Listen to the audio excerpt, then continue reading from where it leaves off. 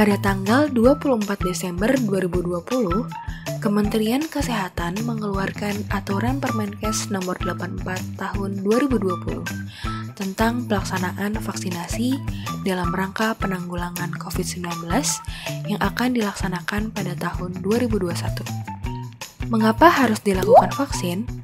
Untuk mengetahui lebih lanjut, mari kita simak video berikut ini. Apa itu vaksinasi?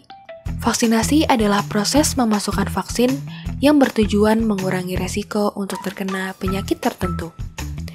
Isi vaksin adalah antigen mikroorganisme yang diolah dengan aman yang bila diberikan dapat menghasilkan kekebalan spesifik terhadap penyakit tertentu. Lalu, apa saja macam-macam vaksin COVID-19? Terdapat banyak vaksin COVID-19 yang diuji di dunia. Salah satunya vaksin merah putih yang sedang dikembangkan oleh peneliti di Indonesia. Di Indonesia, vaksin COVID-19 Sinovac sudah dapat digunakan.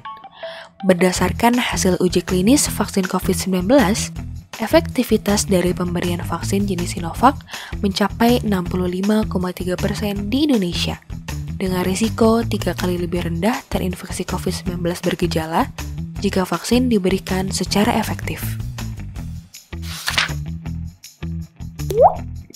Menurut Fatwa MUI Nomor 2 Tahun 2021, vaksin COVID-19 Sinovac sudah mendapat sertifikasi halal MUI dan menjadi salah satu persyaratan wajib untuk melaksanakan ibadah haji. Mengapa perlu dilakukan vaksin? WHO menyebutkan bahwa 2-3 juta jiwa di seluruh dunia terselamatkan tiap tahunnya karena vaksin. Oleh sebab itu, meskipun belum ada bukti, vaksin COVID-19 masih sangat diperlukan. Hal ini dikarenakan vaksin dapat menyelamatkan jiwa, melindungi diri, keluarga, dan masyarakat dari penyakit, membentuk kekebalan tubuh dengan lebih cepat dan ampuh, dan memberi perlindungan bagi orang yang tidak dapat diimunisasi. Apakah pasien saraf boleh diberikan vaksin? Secara umum, semua pasien neurologi bisa mendapatkan vaksin COVID-19, kecuali pasien yang memiliki penyakit atau komorbid yang masuk ke dalam kriteria eksklusi vaksinasi COVID-19, pasien anak di bawah 12 tahun, pasien yang mendapatkan terapi imunosupresan, dan pasien yang masih mendapatkan perawatan kondisi akut. Untuk pasien epilepsi yang sudah bebas kejang, baik dengan minum obat anti-epilepsi atau tidak, diperbolehkan diberikan obat vaksin COVID-19 dengan pengawasan dokter spesialis saraf. Selain itu, vaksin juga bisa diberikan oleh pasien saraf seperti Parkinson and Movement Disorder, demensia, Alzheimer, dan lain-lain. Pasien saraf tidak boleh diberikan vaksin jika memiliki cedera kepala fase akut, infeksi SSP fase akut, stroke hiperakut pasca trombobektomi, stroke akut pada kelainan darah, penyempitan pembuluh darah otak dengan faktor risiko kronik yang tidak terkontrol. Semua bentuk vaksin akan mengalami KIPI, yaitu kejadian ikutan pasca imunisasi, termasuk vaksin Sinovac COVID-19.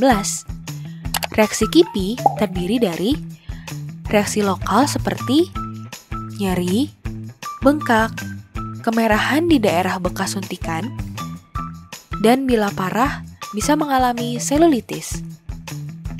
Reaksi sistemik seperti demam, nyeri otot seluruh tubuh atau mialgia, nyeri sendi atau atralgia, lemas, dan sakit kepala. Reaksi alergi berupa biduran atau urtikaria, anafilaktik atau alergi parah hingga sesak napas, dan pingsan. Namun, apabila setelah 30 menit vaksin disuntikan dan tidak ada reaksi yang dikhawatirkan, maka pasien tidak mengalami efek samping dan bisa pulang. Untuk mengatasi reaksi lokal seperti nyeri dan bengkak di daerah bekas suntikan, meski bisa hilang dengan sendirinya, Untuk mempercepat pemulihan, bisa kita lakukan kompres dingin di daerah tersebut atau mengkonsumsi paracetamol. Untuk mengatasi reaksi sistemik seperti demam, Kemenkes RI menyarankan untuk minum air yang banyak, mengenakan pakaian yang nyaman, mengkonsumsi paracetamol sesuai dosis, dan mengkompres hangat atau mandi air hangat. Segera hubungi petugas medis apabila terjadi reaksi alergi atau pasien pingsan. Meskipun terdapat kemungkinan timbulnya efek samping, vaksin Sinovac sudah teruji efektif, aman, dan halal. Tunggu apa lagi?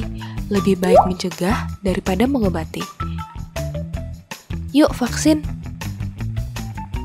Untuk informasi lebih lanjut mengenai vaksinasi COVID-19, silakan kunjungi tempat pelayanan vaksinasi dengan tetap memperhatikan protokol kesehatan 3M atau akses melalui covid19.go.id. Video ini dipersembahkan oleh Universitas Jenderal Ahmad Yani dan Rumah Sakit Tingkat 2 Dustira.